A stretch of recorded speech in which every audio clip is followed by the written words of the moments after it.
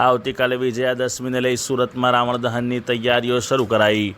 આવતીકાલે વિજયાદશમીને લઈ સુરતમાં રાવણ દહનની તૈયારીઓ શરૂ કરાઈ છે. સુરતમાં 70 ફૂટના રાવણનું દહન કરાશે. સુરતમાં આ વખતે 4 જગ્યાએ રાવણ દહન યોજાશે. મથુરાથી ખાસ કારીગરો બોલાવી 4 જગ્યાના રાવણ તૈયાર કરાયા હતા. વેસો, ઉધના, લિંબાયત, હજીરા એમ સુરતના 4 જગ્યાએ રાવણ દહન કરવામાં આવશે. ત્યારે રાવણના પુતળા તૈયાર થઈ જતા તેને લઈ જવામાં આવ્યા હતા. हम लोग यूपी मथुरा से आते हैं।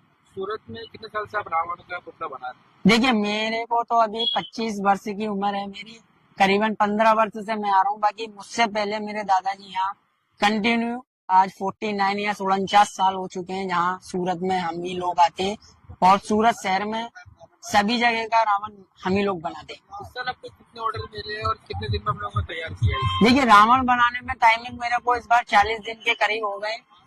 हम लोग 40 दिन से यहाँ आए हुए हैं। मेरा 15 लोगों की टीम यहाँ है और मेरे को इस बार यहाँ का 4 ऑर्डर मिला है। आतिशबाजी को लेकर किस तरीके का आयोजन किया? देखिए, आतिशबाजी अगर देखेंगे तो इस बार पब्लिक को भी बहुत अच्छे से मजा आएगा। आतिशबाजी इस बार बहुत भव्य आतिशबाजी होने वाली है। करीबन 30 से 40 मिनट की टाइमिंग होगी आतिशबाजी की। आतिशबाजी बहुत ज्यादा होने वाली है इस बार। कितने रावण बनाए इस बार? देखिए, जो अपना श्री आदर्श रामलीला ट्रस्ट द्वारा रावण बनाया जाता है वो सूरत में सबसे बड़ा रावण बनता है। और अपना वैशू में इस बार SMC डिपो में नंदिनी 3 के सामने रावण दहन होगा। वहाँ 70 फीट का रावण होगा। सूरत में सबसे बड़ा रावण यही होता है। बाकी मैं एक बनाता हूँ अपना NTPC का और एक अपना नीलगिरी सर्कल का जो अपनी विधायक जी है संगीता बहन, एक उनका भी ऑर्डर है और एक अपना राम मंदिर का।